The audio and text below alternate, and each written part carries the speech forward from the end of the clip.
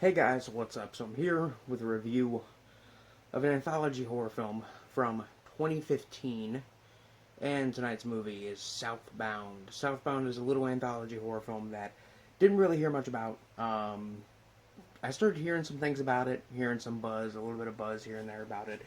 Probably about the same amount of like buzz and positive feedback as much as probably the same amount of stuff that I've heard positive about it is probably the same amount of stuff that I've heard positive about We Are Still Here, which is another one that got some positive press and people liked it, but it's still kind of underseen. This is another one, and I think this one will continue to stay a little bit underseen until it at least hits Netflix, like VHS did. But this film is basically a kind of surreal anthology film centering on five different segments. Five segments. Well, one of the segments, well, two of the segments are both about the same people, and well, all the segments do connect, kind of like in Trick or Treat. But the first segment and the last segment are actually basically the same segment because the movie it begins with the ending of the last segment as a good way to kind of set up the film and kind of give you a bit of suspense and something to seem to be interested in kind of right off the bat. And this film is very much like a kind of Twilight Zone-esque surreal film. It basically centers on, like I said, five stories, all centering on this same highway. This highway is in the middle of nowhere, in the middle of a desert. There's a town nearby. There's a rest stop, and they all are set on this same stretch of road that is nameless, has no exits, and never seems to end. And all these characters are basically all this stuff happens to these different characters all on this same seemingly never-ending day. And I'll go through the segments one by one, give my initial ratings. The first segment is called The Way In. The Way In is the ending, actually, of the final segment of the film, so I won't talk about it much.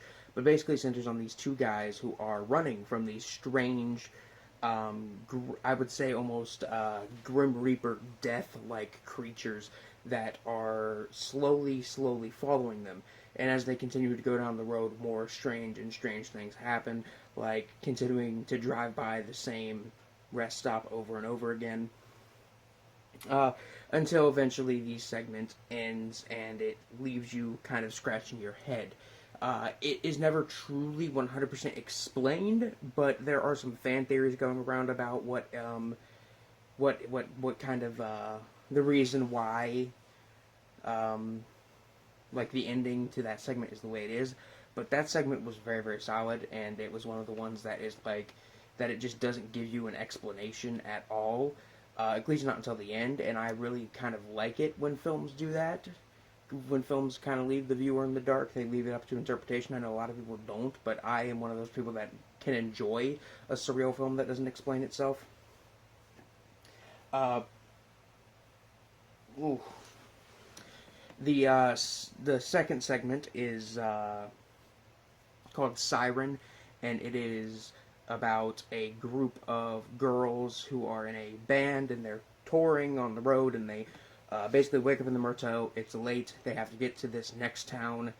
They have to get to this town soon because they perform that night, and they hurry on their way. And then they get a flat tire, and a family takes them in. And this family is a little strange, kind of like their house is it has a very kind of retro, kind of 50s, 60s kind of Brady Bunch house look to it, kind of Brady Bunch 50s sitcom look to it, and they act very strange.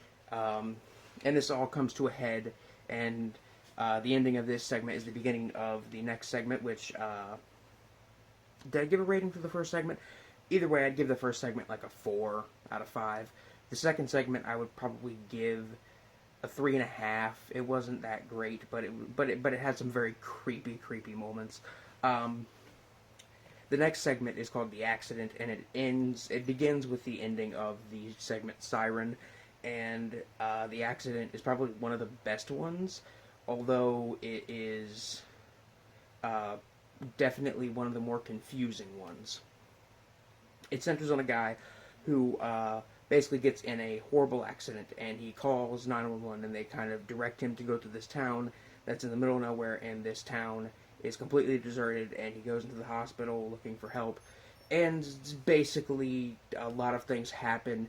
The dispatcher, the EMT, and as well as a doctor who are all on the line who are all on the same line with him at the same time, trying to walk him through a doing like a medical procedure.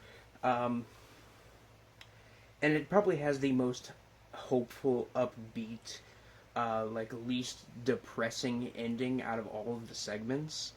Um, I'm not going to spoil any of the segments, but it has probably one of the best endings out of all of the segments, and that's probably one of the segments I would give a solid 5 out of 5. The next segment is, I don't even remember what the next segment was called. Honestly, honestly, the next segment, is probably the worst segment in the film. But basically, it centers on a guy who goes into a bar, and they think, oh, this guy's here to rob us. He's got a shotgun and everything. He tells everybody to put their hands where he can see them, and he's actually looking for his sister, who he's been searching for 13 years. And he eventually finds her, and while this segment does have a good amount of the, like, gore that is in the film, it doesn't really explain much or make much sense, and it honestly feels very, very out of place in the film. I mean, I guess it kind of explains like what's going on with this nameless, never-ending highway and stuff, but at the same time, it doesn't really do much for you, and it still adds more questions to it. Again, I'm not saying they have to explain it, but if you're gonna try to explain it like they did, at least make it a little more clear, I guess. Overall, that one is probably like a 2 out of 5. It really wasn't that good at all. And the next segment is the final segment, which is called the Way In. The first one was called the Way Out. Or wait, I think the first one was called the Way Out, and then the last one's called the Way In, or it's the other way around. But the final segment is basically explains why these guys in the first segment are running away. And basically this segment centers on this vacationing family, and they're in a vacation home in the desert, and some strange men in masks come in and attack them for an unknown reason, and it's never fully 100% explained as to why they are like it's never really put out there in words why they are victimized and attacked. But this is where some of the things about you have to, kind of infer, or you have to look up why. I kind of did a bit of research as I was watching, as well as I kind of made my own theory on it. But basically, they end up breaking into the people's house, and some things happen, and then stuff happens. I can't really say much else. But the final segment of the film is another one that is very, very solid, and I would at least give it like a 3 out of 5. Overall, this is not the best anthology film I've ever seen. I mean, some of the acting was a little stilted, some of the CG effects are okay, and the gore effects are pretty good overall. The lighting, camera work, all the technical stuff is very good, the soundtrack is nice, and the movie gets you right into the action from the starting point, which is very, very good, but it is not the best anthology film I've seen of all time. It is not the best one I've seen in years, but if there are any more that come out this year, this is definitely one of the best anthology horror film that I've seen of this year or last year, so I can at least probably give it that much, and that's all I can really give this film. On the gore meter from 1 to 10, 1 being something like Nosferatu and 10 being something like Brain Dead, this film sits at like a solid 5.5, a 6. There's some pretty gory moments, but overall it's nothing too serious. In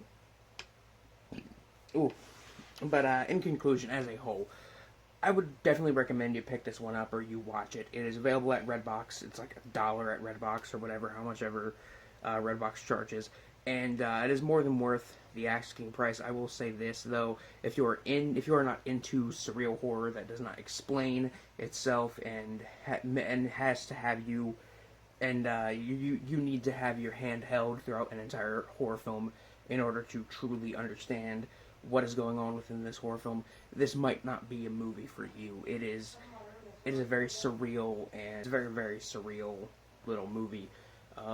While things are explained, it's never really truly 100% explained. You have to kind of infer, look up fan theories, stuff like that. But I would recommend it as long as you do not, as long as you can handle a surreal film that, you know, again, doesn't need to explain itself too much to you for you to just sit back and enjoy it.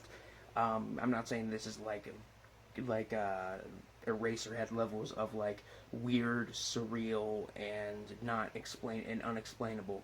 But if you've never seen a surreal horror film, or if you like got pissed off at, I don't know, let me think of a good one. If you got pissed off at like a film, but if you get pissed off at movies that are very, very strange and surreal, and don't really seem to have, and don't, you know, explain things, because I know people that will get out of it, that will get very, very mad when a film does not explain what is going on to them. They can't enjoy it and just sit back and just deal with the fact that they have to think for themselves. I would give this film a recommendation, definitely. And I'd definitely say go out and, you know, check it out. I would at least give this film like a solid 7 or 8 out of 10. It's far from being a perfect film, but it is, well, not far from being perfect, but it's a very well made film. Not perfect, but very well made, and has some pretty creepy moments and if you're not sick of anthology horror films yet, because they've kind of become a new thing with the VHS movies.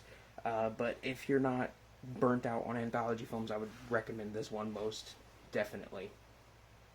Anyway, guys, that's it for now. This is Biscuit Boo 69 signing off.